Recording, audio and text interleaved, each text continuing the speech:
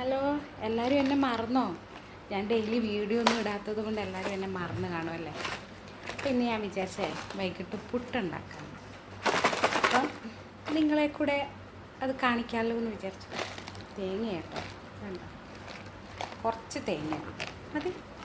ഒരു കുറ്റി പുട്ടിന് ഇത് തേങ്ങ തന്നെ അധികം. എന്ത് പുട്ടുപൊടിയെന്ന് കണ്ടോ?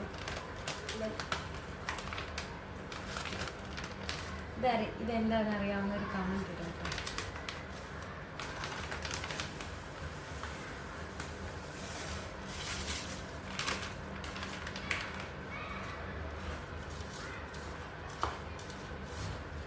നമുക്ക് കുറച്ച് ഉപ്പൊക്കെ ആഡ് ചെയ്ത്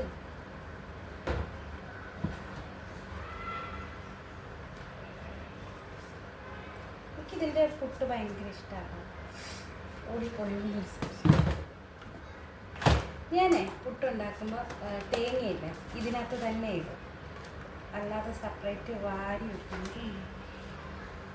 ഇങ്ങനെ ഇവിടെ ബോക്സിലാണ് തേങ്ങ എടുക്കുന്നത്. അല്ലാത്ത തേങ്ങയും കിട്ടും കേട്ടോ, പക്ഷെ ഞാൻ ഇത്രയാണ് വാങ്ങുന്നത്. നമ്മൾ എളുപ്പമാണല്ലോ. ഇതിങ്ങനെ കൂട്ടി കുഴച്ച്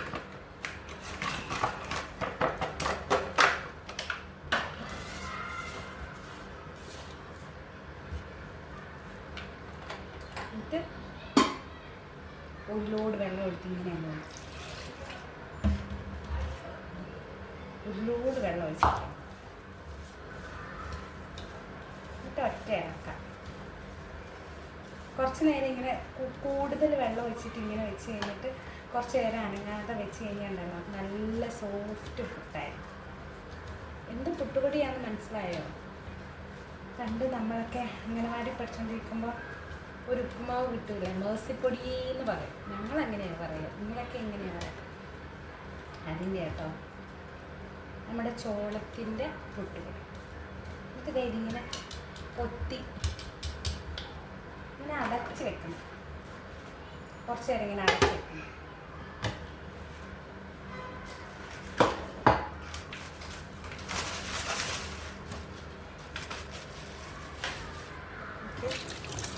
ഇന്നലത്തെ പയറുകറി അത് ചൂടാക്കും.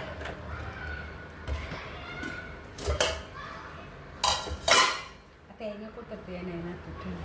ഇന്നലത്തെ പയറുകറിയാണ്, ഇത് ചൂടാക്കും. പിന്നെ ഇന്ന് വെച്ച ചിക്കൻ വരട്ടിയതുണ്ട്. എല്ലാം കൂടെ ഒരു കഴിക്കാൻ കഴിക്കും. ചൂടാക്കി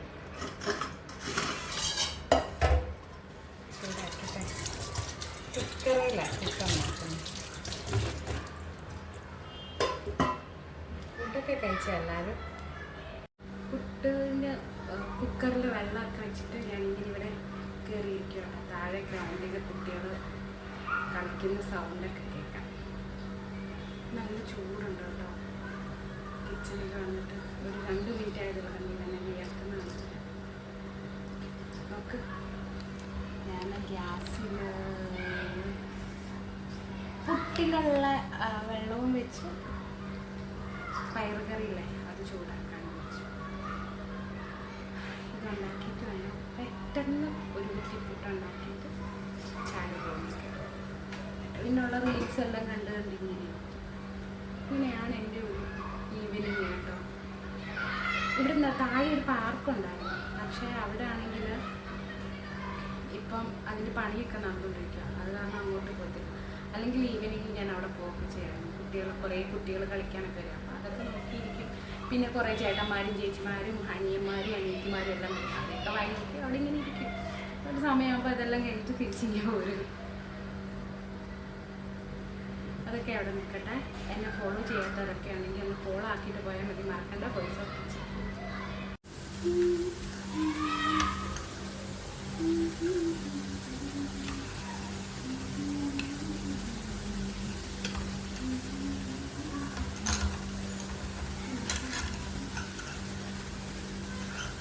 പുട്ട് പൊട്ടിപ്പോയി.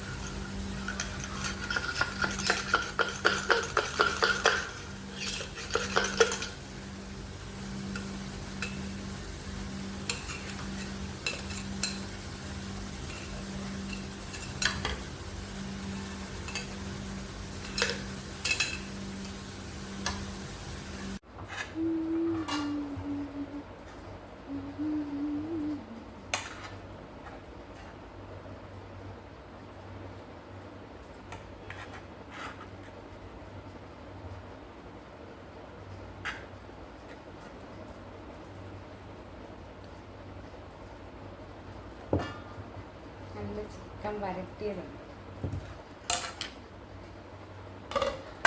അപ്പത്തെ നല്ല പുട്ടും നല്ല ചിക്കൻ വരട്ടിയതും പയറ് കറി എല്ലാം ഉണ്ട്. അപ്പം നിങ്ങൾ വിചാരിക്കും ഇവളിത്രയും തിന്നുപോകുന്നു. ഇല്ല കേട്ടോ, എടുത്തത് കൂടിപ്പോയതാ. മിക്കവാറും ഞാൻ ഇത് ഫുള്ള് തിന്നുമെന്ന് എനിക്കറിയില്ല. പകുതി എടുത്ത് വെക്കേണ്ടി വരും. ഒരു ഓളത്തിനങ്ങ് ഉണ്ടാക്കി അങ്ങ് എടുത്തു പോയതാണ്. പിന്നെ ഞാൻ നന്നായിട്ട് കഴിക്കും, അത് വേറൊരു സത്യം. അതാണ് ഇങ്ങനെ ഗുണ്ടുമണി പോലെ ഇരിക്കുന്നത്. അപ്പം ആവശ്യമുള്ളവർക്ക് എല്ലാവരും പോരാ, എല്ലാവരും കഴിച്ചോ.